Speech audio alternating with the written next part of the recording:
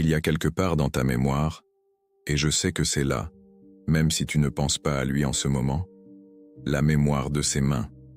Peut-être que c'est la façon dont il les posait sur la table, à plat, paume vers le bas, dans un geste de clôture définitive, quand il t'annonçait quelque chose qui ne se discutait pas. Peut-être que c'est la façon dont il croisait les doigts sur son ventre, dans cette posture de satisfaction calme, juste après t'avoir dit quelque chose qui t'avait dévasté. Peut-être que c'est ce geste qu'il avait de toucher son propre visage, son menton, son nez, sa lèvre, au moment précis où il était en train de te mentir, sans que tu saches encore que c'était un mensonge. Ou peut-être que ce sont ses mains tendues vers toi pendant la réconciliation.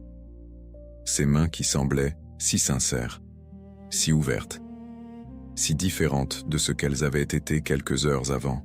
Ton corps se souvient de ces mains, même si ton esprit s'est efforcé d'oublier, même si tu as construit des couches de distance entre toi et cette période de ta vie. Le lien traumatique ne loge pas seulement dans la tête, il se grave dans le corps. Et les mains de l'autre font partie de ce que le corps a mémorisé.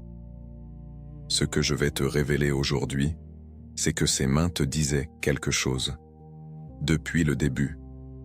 Quelque chose que tu ressentais sans pouvoir le nommer. Jung a consacré une partie importante de ses recherches à ce qu'il appelait les expressions involontaires de l'inconscient. Ces moments où le corps contourne le filtre conscient et révèle ce que la persona s'acharne à cacher. Et parmi tous les signaux corporels qu'il a étudiés, les mains occupaient une place particulière, parce que les mains parlent directement de la relation que nous entretenons avec notre propre pouvoir. Et pour le narcissique, dont toute l'existence tourne autour d'un seul axe, contrôler, posséder, dominer, les mains ne peuvent pas mentir entièrement. Elles trahissent, avec une précision clinique, l'insécurité absolue qui se cache derrière le masque de la toute-puissance. Aujourd'hui, je vais te donner les clés de lecture que Jung a développées, et quand tu auras terminé cette vidéo, tu ne pourras plus jamais regarder les mains de quelqu'un sans y lire ce qu'elles révèlent vraiment. Si tu es ici, c'est peut-être parce que tu as vécu quelque chose de particulier avec une personne dont la gestuelle t'a toujours mise mal à l'aise, sans que tu saches exactement pourquoi. Peut-être que tu ressentais une tension quand ses mains se déplaçaient d'une certaine façon, une légère crispation quelque part dans ta poitrine, un rétrécissement intérieur, comme si ton corps se mettait en mode défensif avant même que ton cerveau ait identifié la menace. Et peut-être que tu t'es dit, comme des centaines de femmes que j'ai vues dans mon cabinet, que tu exagérais, que tu lisais trop dans des détails insignifiants, que cette sensibilité que tu avais au langage corporel était une forme de paranoïa, un symptôme de ton hypersensibilité pathologique, pour reprendre les termes exacts que certains d'entre vous m'ont rapportés. Ça va faire mal, mais c'est la vérité dont tu as besoin. Tu n'exagérais pas, tu voyais juste.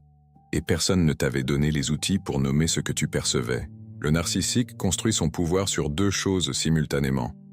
D'un côté, un masque social extraordinairement élaboré, ce que Jung appelait la persona, charmant, confiant, maître de lui. De l'autre côté, un abîme intérieur de terreur, d'insuffisance, de vide qui ne peut jamais être rempli et qui ne peut jamais être montré.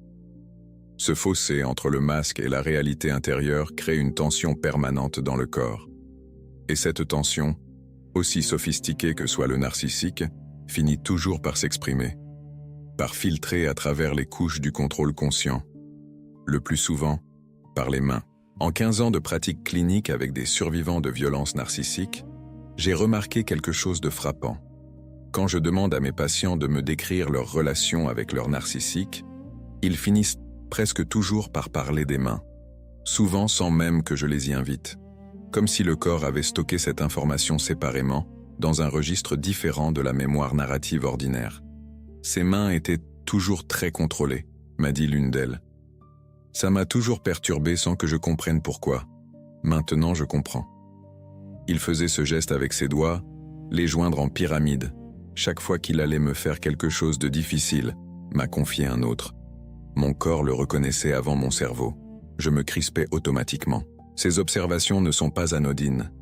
Elles documentent quelque chose que la psychologie jungienne et les sciences comportementales confirment. Les mains sont le miroir le plus honnête de notre état intérieur. Et chez le narcissique, elles révèlent avec une précision remarquable l'architecture exacte de sa fragile psychologie. Carl Gustav Jung n'était pas seulement un théoricien de l'inconscient, il était un observateur clinique d'une acuité extraordinaire. Et l'une des choses qui le distinguait de ses contemporains, c'était son attention au corps, pas seulement à la parole. Dans les premières années de sa carrière, alors qu'il travaillait à l'hôpital psychiatrique de Burgelsli à Zurich sous la direction d'Eugen Bleuler, Jung développait une pratique qui allait devenir fondamentale dans sa psychologie, les associations verbales. Il demandait à ses patients de réagir instantanément à des mots de stimuli. Et pendant qu'il notait les réponses verbales, il observait aussi autre chose, les mains. Quand un mot touchait quelque chose de chargé émotionnellement, quelque chose que le patient s'efforçait de ne pas montrer, les mains réagissaient avant la parole. Elles se crispaient, elles s'agrippaient au bord de la chaise, elles se cachaient sous les cuisses. Elles s'agitaient dans un geste de dispersion, comme pour éloigner quelque chose d'invisible. Jung appelait cela les complexes à charge émotionnelle, des nœuds dans l'inconscient, où une blessure, une peur ou un désir refoulé s'étaient enquistés. Et il avait observé que ces complexes se révélaient dans le corps avant de se révéler dans les mots. Pour le narcissique, le complexe central, celui qui organise toute sa psychologie, c'est ce que Jung aurait décrit comme la blessure primordiale de l'inadéquation. Une conviction profonde, enfouie sous des couches de grandiosité compensatoire, que je ne suis pas assez. Que sans le contrôle, sans la domination, sans la validation constante des autres, je n'existe pas vraiment. Ce complexe ne peut jamais être montré. Il doit être dissimulé à tout prix. La persona du narcissique est construite précisément pour couvrir cette terreur. Mais le corps, lui, est informé. Et les mains, qui sont les instruments les plus expressifs que nous possédons, après le visage, finissent toujours par transmettre le message. Il y a quelque chose que Jung a écrit dans ses mémoires qui m'a arrêté net la première fois que je l'ai lu. Il parlait d'un patient, un homme d'affaires puissant, respecté, craint, dont les mains lui avaient révélé ce que 3 mois de thérapie n'avaient pas encore permis de mettre en mots. Les mains d'un homme racontent l'histoire de son âme, avec une éloquence que ses lèvres n'atteignent jamais, avait-il écrit. J'ai vécu exactement la même chose pendant des années. Quelqu'un dans ma vie dont le discours était toujours parfaitement contrôlé, cohérent, rassurant, mais dont les mains, dans certains moments précis, me donnaient ce sentiment de vide, comme si la personne qui me parlait n'était pas vraiment là. Comme si derrière les gestes soigneusement calibrés, il y avait un autre registre qui fonctionnait en parallèle, opaque et froid. Ce n'est que des années plus tard, dans ma formation clinique, que j'ai compris ce que je voyais. Et ce que je vais te révéler maintenant, ce sont les 4 gestes que j'ai documentés et observés le plus fréquemment chez les personnalités narcissiques. Les 4 gestes que leurs mains font quand leur ombre parle plus fort que leur masque. Il y a une famille de gestes que les chercheurs en comportement non verbal appellent les adaptateurs, des gestes par lesquels nous touchons notre propre corps pour réguler une tension intérieure. Nous les faisons tous dans des moments de stress ou d'inconfort. Mais chez le narcissique, ces gestes ont une signature particulière. L'autocontact de dissimulation, c'est le geste de toucher son propre visage, nez, lèvres supérieures, menton, oreille, au moment précis d'un mensonge ou d'une manipulation. Quand le narcissique est en train de construire un récit faux, de te gaslighter, d'inverser la réalité en ta défaveur, quelque chose dans son système nerveux autonome enregistre la friction entre ce qu'il dit et ce qu'il sait. Et cette friction produit une légère décharge, un picotement au niveau des vaisseaux sanguins du visage et des muqueuses. La main répond à ce signal involontairement. Elle monte vers le visage. Parfois très brièvement, une fraction de seconde, parfois de façon plus visible. Les études classiques de Paul Ekman sur la détection du mensonge ont documenté ce phénomène de façon rigoureuse. Mais ce que Jung avait compris avant les études de comportement moderne, c'est la dimension psychologique profonde de ce geste. Chez le narcissique, ce geste n'est pas seulement un signal de mensonge. C'est le signal d'un conflit entre 2 niveaux de réalité qu'il maintient simultanément, la réalité qu'il te présente et la réalité qu'il connaît. Et ce conflit, même chez les manipulateurs les plus entraînés, produit une résonance corporelle qu'il ne peut pas entièrement contrôler. J'ai observé ce geste des centaines de fois dans des récits cliniques. Il se touchait toujours le nez quand il niait avoir fait quelque chose, m'a dit une patiente. Je savais qu'il mentait avant même de chercher des preuves. Je voyais ses mains. Elle ne savait pas encore qu'elle lisait un signal documenté par la psychologie comportementale et préfiguré dans les travaux de Jung. Elle lisait simplement ce que son instinct lui montrait. Retiens bien ce premier geste, parce que le deuxième que je vais te décrire est plus subtil encore, et souvent plus révélateur. Tu l'as peut-être vu. Les bouts des doigts se joignent, pointés vers le haut, les paumes ouvertes de chaque côté, comme un toit, comme une voûte, comme une architecture de main. On appelle ce geste le steeple en anglais, la flèche d'église. Et il est l'un des gestes les plus chargés de sens dans tout le répertoire de la communication non verbale. Chez une personne ordinaire, ce geste signale la confiance, la réflexion, le sentiment d'être en position de savoir. Mais chez le narcissique, il prend une signification différente, et Jung nous donne les outils pour la comprendre. Jung avait observé que les personnalités à structure narcissique ou psychopathique développent des comportements compensatoires très précis. Des rituels internes destinés à confirmer et reconsolider leur sentiment de supériorité au moment précis où celui-ci est menacé. La pyramide de contrôle est l'un de ces rituels gestuels. Le narcissique fait ce geste au moment précis où il est en train de te diminuer. Quand il t'explique, avec une patience condescendante, pourquoi tu as tort. Quand il restructure la réalité pour te placer en position d'infériorité. Quand il s'apprête à délivrer ce que j'appelle le verdict, cette évaluation définitive de qui tu es, de ce que tu vaux, de ce que tu mérites. Et voilà le paradoxe jungien de ce geste. La pyramide de contrôle n'est pas un signe de vraie confiance. C'est un signe de besoin de contrôle. Et le besoin de contrôle, Jung l'avait compris avec une précision remarquable, naît toujours d'un sentiment d'impuissance fondamentale. Celui qui a besoin de dominer révèle, dans ce besoin même, la terreur d'être dominé, écrivait-il. Quand le narcissique joint ses doigts en pyramide, il essaie de se convaincre lui-même autant que toi. Il réalise un rituel de réassurance interne. Il construit une architecture de certitude pour couvrir l'abîme de l'incertitude qui l'habite. Ce geste te dit « Je suis en train de prétendre avoir plus de pouvoir que je n'en ressens. » Et ça change tout. Parce que ça signifie que dans ce moment précis, tu n'as pas affaire à quelqu'un de fort. Tu as affaire à quelqu'un qui a désespérément besoin de paraître fort. Permettez-moi de partager quelque chose qui m'a marqué dans ma pratique clinique. Isabelle avait 41 ans quand elle est venue me voir. Juriste dans un grand cabinet parisien, intellectuellement brillante, habituée à décortiquer les arguments et à lire les hommes de pouvoir. Elle était sortie depuis 6 mois d'une relation de 5 ans avec un homme qu'elle décrivait comme le plus intelligent qu'elle ait jamais rencontré. Le problème, m'a-t-elle dit lors de notre deuxième séance, c'est que son intelligence m'empêchait de voir ce qu'il faisait. J'étais tellement occupé à suivre ses arguments, à répondre à ses raisonnements, que je ne faisais plus attention aux détails. Elle m'a ensuite décrit une scène, une soirée ordinaire, 2 ans après le début de leur relation, pendant laquelle il lui avait annoncé une décision importante qui la concernait directement sans l'avoir consultée. En lui expliquant posément, calmement, avec cette pyramide de doigts, qu'elle avait toujours trouvée irritante sans pouvoir dire pourquoi c'était la meilleure décision, pourquoi elle devrait être reconnaissante. Je me souviens d'avoir regardé ses mains ce soir-là, m'a-t-elle dit, et d'avoir pensé, pourquoi est-ce qu'il a besoin de faire ça? Pourquoi est-ce qu'un homme si sûr de lui a besoin de joindre ses doigts, comme ça, pour me parler? Son instinct posait exactement la bonne question. La pyramide de contrôle est le signe d'un homme qui a besoin de se prouver qu'il contrôle, pas d'un homme qui contrôle vraiment. En 15 ans de pratique clinique avec des survivants de violences narcissiques, j'ai identifié que la prise de conscience de ce geste a été déterminante pour de nombreux patients dans leur processus de guérison.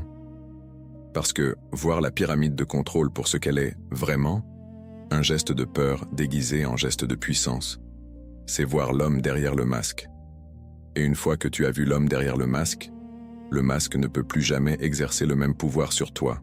Jung a développé, à travers ses années de travail clinique, le concept que j'appellerais le Langage de la distance psychologique. Quand nous voulons nous rapprocher de quelque chose ou de quelqu'un, notre corps se penche en avant, nos mains se tendent dans sa direction, nos paumes s'ouvrent. À l'inverse, quand quelque chose nous menace ou nous répugne, même si nous ne le reconnaissons pas consciemment, notre corps recule, nos épaules se ferment et nos mains se rétractent ou s'éloignent. Chez le narcissique, ce geste de recul des mains se produit dans un contexte très particulier, au moment de l'intimité émotionnelle réelle, quand tu lui montrais de la vulnérabilité, quand tu pleurais devant lui, quand tu lui parlais d'une douleur profonde, d'une peur authentique, d'un besoin véritable. Ses mains, observe ce dont tu te souviens, avaient tendance à faire quelque chose de subtil mais de cohérent. Elles se repliaient, elles se plaçaient sur ses genoux ou dans ses poches, ou se croisaient sur sa poitrine. Elles s'éloignaient de l'espace entre vous. Ce geste révèle quelque chose de fondamental sur la psychologie du narcissique que Jung a décrit avec une précision remarquable. Le narcissique est incapable d'une véritable empathie, pas parce qu'il a choisi de ne pas en avoir, mais parce que l'intimité émotionnelle réelle lui est psychologiquement inaccessible. Jung avait identifié chez les personnalités à structure narcissique sévère ce qu'il décrivait comme un mur de verre, une barrière entre l'individu et la capacité de raisonner authentiquement avec la souffrance d'autrui. Mais cette incapacité ne s'accompagne pas d'une indifférence tranquille. Elle s'accompagne d'une irritation profonde, parce que ta vulnérabilité lui révèle quelque chose qu'il ne peut pas tolérer, qu'il existe une dimension de l'expérience humaine à laquelle il n'a pas accès. Et cette révélation, même inconsciente, est une menace pour son sentiment de toute puissance. Alors ses mains s'éloignent, pas par tendresse qui se retire, par un mouvement de protection de lui-même face à quelque chose qu'il ne peut pas gérer. La conséquence pour toi est terrible, et tu la connais peut-être très bien.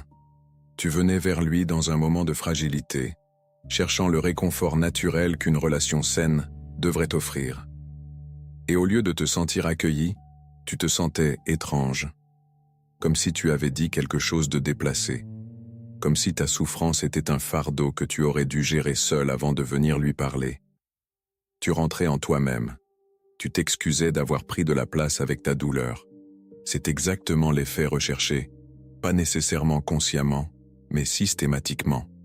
Ces mains qui s'éloignaient de la tienne t'enseignaient une leçon. Ne montre pas ta vulnérabilité ici. Ce n'est pas sûr. Le dernier geste que je veux te décrire est peut-être le plus révélateur dans sa brutalité directe. C'est la main qui tranche l'air horizontalement. Ce geste de coupe, de fermeture définitive, de mise en fin de non-recevoir. Elle peut être visible ou subtile. Un mouvement franc de toute la main, paume vers le bas, qui signifie « c'est fini, je ne veux plus entendre ce sujet, ta parole est close ». Dans les contextes sains, ce geste peut exprimer une décision ferme, une limite claire, un refus posé. Mais chez le narcissique, il porte une dimension différente. Et Jung nous donne une grille de lecture extraordinairement précise pour la comprendre. Jung avait observé que le narcissique a un rapport particulier au temps. Il efface le passé dès que celui-ci cesse de lui être utile. La main qui coupe l'espace est la traduction gestuelle de cette capacité d'effacement. Quand il tranche l'air de sa main, il ne dit pas simplement « ce sujet est clos ». Il dit quelque chose de plus profond. Ce que tu as vécu, ce que tu ressens, ce que tu te souviens n'existe plus. Je l'ai effacé. Et si tu continues à en parler, c'est toi le problème. Ce geste est l'un des outils les plus efficaces du gaslighting non-verbal. Il clôt la réalité de la victime avant même qu'elle ait pu la formuler entièrement. Il installe, dans l'espace entre vous, une frontière invisible qui dit « Ici s'arrête ce dont tu peux parler. Tout le reste est interdit. » Et le corps de la victime apprend cette frontière. Il cesse de tenter de la franchir. Il se censure avant même que la main ne soit levée, parce qu'il a appris que lever la voix de sa propre réalité produit cet effacement douloureux. Maintenant, je veux t'offrir quelque chose. Quelque chose que personne ne t'a probablement dit de cette façon. Tout ce que je viens de te décrire, l'autocontact de dissimulation, la pyramide de contrôle, les mains qui s'éloignent, la main qui coupe l'espace, chacun de ces gestes, pris isolément, pourrait sembler témoigner du pouvoir du narcissique sur toi. Mais je veux que tu regardes ces gestes d'une autre façon, à travers les yeux de Jung. Jung a toujours refusé de considérer l'inconscient comme un ennemi. Il le regardait comme une vérité que la conscience s'efforce de domestiquer, mais qui finit toujours par parler, dans les rêves, dans les symptômes et dans les gestes. Et si ces gestes, que le narcissique fait malgré lui, sont des vérités qui parlent, de quelle vérité parle-t-il? Il parle de la terreur d'être vu vraiment, la terreur de ne pas être assez, la terreur que tu découvres le vide derrière le masque et que tu t'en ailles, la terreur que tu te lèves un jour et que tu décides que tu mérites mieux. Ce que tes yeux lisaient dans ses mains et que tu ne savais pas encore déchiffrer, c'était sa peur de toi, pas de ta faiblesse, de ta force. Le narcissique ne choisit pas une empathe parce qu'elle est facile à manipuler. Il la choisit parce qu'elle a quelque chose qu'il ne peut pas créer en lui-même, une capacité de ressentir, de relier, d'être présente au monde émotionnel d'une façon qui lui est fondamentalement inaccessible. Et cette capacité le fascine autant qu'elle le terrifie.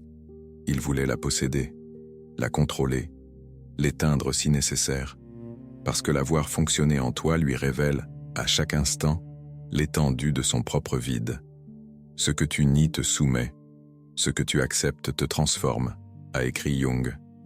Le narcissique nie son vide, et ce déni le soumet à la compulsion de le couvrir, de le camoufler, de le projeter, toute sa vie, sans relâche, sans jamais pouvoir se reposer de cette performance épuisante.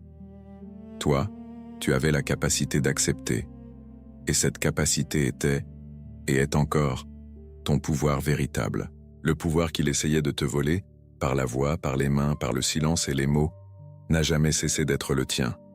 Il ne savait pas le créer. Il pouvait seulement tenter de l'emprunter. Et tu sais maintenant que l'emprunt d'un pouvoir ne t'appartient jamais. Il revient toujours. Avant d'aller plus loin, je dois m'arrêter un moment. Ce que je partage dans cette chaîne n'est pas un contenu générique sur la psychologie. C'est le résultat de 15 ans de pratique clinique, de milliers d'heures passées avec des femmes et des hommes qui ont traversé ce que tu traverses peut-être en ce moment et qui s'en sont sortis. Si ce contenu t'a aidé, si quelque chose dans ce que tu entends nomme quelque chose que tu portais sans pouvoir le formuler, considère de laisser un super thanks. C'est une façon concrète de me permettre de continuer à produire ce type d'analyses approfondies, gratuitement, pour toutes celles qui en ont besoin. Et maintenant, je veux te donner la partie peut-être la plus importante de cette vidéo. Parce que lire les gestes du narcissique, c'est bien. Mais ce dont tu as vraiment besoin, c'est de comprendre comment cette lecture te libère et comment récupérer le pouvoir que ses mains ont essayé de te prendre. Jung avait développé un concept qui me tient particulièrement à cœur dans mon travail avec les survivants, l'individuation. Ce processus, long, non linéaire, exigeant, par lequel l'être humain intègre progressivement les différentes parties de lui-même, la persona, l'ombre, l'anima ou l'animus, est quelque chose que Jung appelait le soi, le centre authentique et unifié de la personnalité. Pour les survivants d'une relation narcissique, l'individuation n'est pas un chemin théorique. C'est un chemin de reconstruction très concret qui passe par la récupération de quelque chose de fondamental, la confiance dans sa propre perception. Le narcissique a passé des mois ou des années à te faire douter de ce que tu voyais, de ce que tu entendais, de ce que tu ressentais. Chaque geste que je t'ai décrit, la main qui cache le visage pendant le mensonge, la pyramide qui compense la peur, les mains qui s'éloignent de ta douleur, la main qui efface ta réalité, a contribué à désaligner ta perception de ta conscience. Tu voyais quelque chose, et tu apprenais à nier ce que tu voyais. Tu ressentais quelque chose dans ton corps, et tu apprenais à ne pas lui faire confiance. La guérison, selon Jung, commence exactement là, dans la décision de faire confiance à nouveau à ce que le corps sait.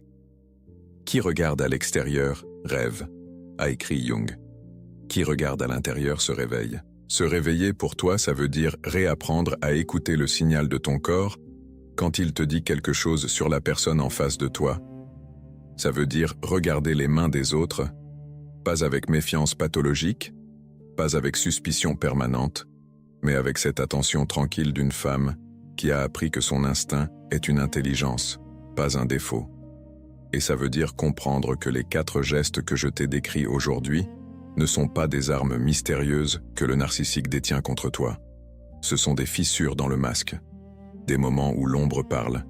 Et chaque fois que l'ombre d'une personne parle, elle te dit quelque chose d'essentiel sur ce que tu as devant toi. Maintenant, je veux te parler de quelque chose que j'ai vu se produire encore et encore dans mon travail clinique. Un moment particulier dans le processus de guérison. C'est le moment où une survivante regarde en arrière, pas avec douleur mais avec une clarté nouvelle, et voit dans les gestes de son narcissique non plus un pouvoir mystérieux, mais une peur transparente. Le moment où les pièces s'assemblent, où la pyramide de contrôle cesse d'être intimidante et devient le signe d'un homme qui avait besoin de se convaincre lui-même, où la main qui s'éloignait de sa douleur cesse de signifier « tu n'es pas méritoire de réconfort » et devient le signe d'un homme incapable d'offrir ce qu'il ne possède pas. Ce moment, je l'appelle le retournement du regard, est l'un des pivots les plus puissants de la guérison. Parce qu'il transforme la nature de la relation rétrospective. Il ne s'agit plus d'une relation entre une personne forte et une personne faible. Il s'agit d'une relation entre quelqu'un qui savait ressentir et quelqu'un qui ne le savait pas. Et dans cet espace, tu reprends ce que ses mains ont essayé de te prendre. Pas de façon dramatique, pas dans une explosion de colère ou de vengeance, mais dans le silence tranquille d'une femme qui voit enfin les choses telles qu'elles étaient. Jung a travaillé avec une patiente dont le cas m'a longtemps accompagné. Une femme qui avait passé 20 ans dans une relation avec un homme dont la sophistication psychologique avait rendu impossible l'identification de la toxicité pendant toutes ces années. Lors d'une séance, alors qu'elle décrivait une scène ordinaire avec lui, une soirée, une dispute calme, sa façon de poser ses mains sur la table d'une certaine façon, elle s'était brusquement arrêtée. Je vois maintenant ce que ses mains disaient, avait-elle dit à Jung. Elle disait qu'il avait peur, peur de moi, peur que je parte. Toutes ces années, j'ai cru que c'était moi qui avais peur de lui, mais c'est lui qui avait peur. Jung avait noté dans son journal de bord clinique, aujourd'hui elle a vu, et en voyant elle a commencé à se libérer. Cette observation, que la prise de conscience de la peur de l'autre est le premier acte de la liberté, est au cœur de ce que je veux te transmettre aujourd'hui. Tes mains, à toi, elles étaient ouvertes, elles cherchèrent le contact. Elles se tendaient vers l'autre avec une générosité que tu n'as peut-être pas encore appris à mesurer à sa juste valeur.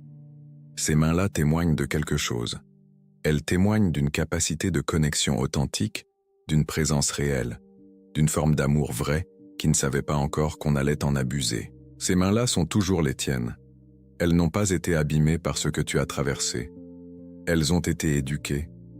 Elles savent maintenant lire ce que l'autre cache. Et quand une personne qui mérite vraiment de les tenir viendra vers toi, elles reconnaîtront, dans ses gestes, la différence entre une main qui te cherche vraiment et une main qui te calcule. Avant de te laisser partir ce soir, je veux te donner quelque chose de concret, un rituel de protection que je transmets à toutes mes patientes en cours de guérison, quelque chose que j'appelle l'ancrage du regard. C'est une pratique simple, mais dont l'effet, sur le plan neurologique et psychologique, est remarquable. La prochaine fois que tu entres dans une conversation importante, avec quelqu'un en qui tu n'as pas encore pleinement confiance, avec un être cher dans une situation tendue, avec quelqu'un de nouveau dont tu ne sais pas encore qui il est, je veux que tu fasses ceci. Avant de répondre à ce que la personne dit, donne-toi 3 secondes pour regarder ses mains. Pas de façon ostensible. Pas de façon à créer un moment étrange.